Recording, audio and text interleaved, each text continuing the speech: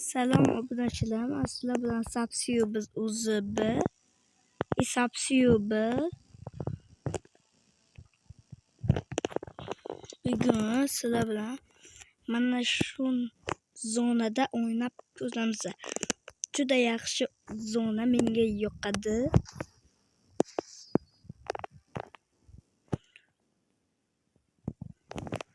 Bularga mazza ekanda. Leveli zo'rlar bilan o'ynaymizmi endi? Palakat. Mazamikin ha?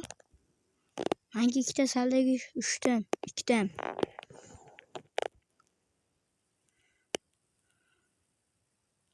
Mazami?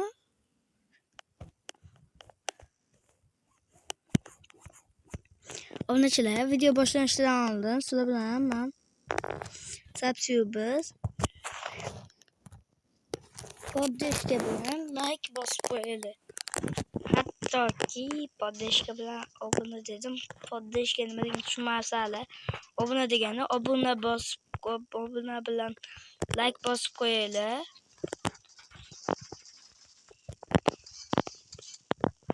Leveli katta bo'lsa ham bo'ta kam bo'ladi.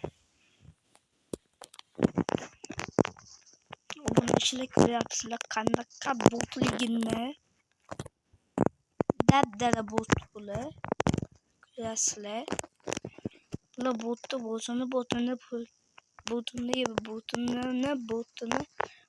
bular. Вообще qanaqa bo't bular tushunmayman. Вообще g'alati bo't ekan. Qirg'izlar yutdi. Mazami? 3 biz.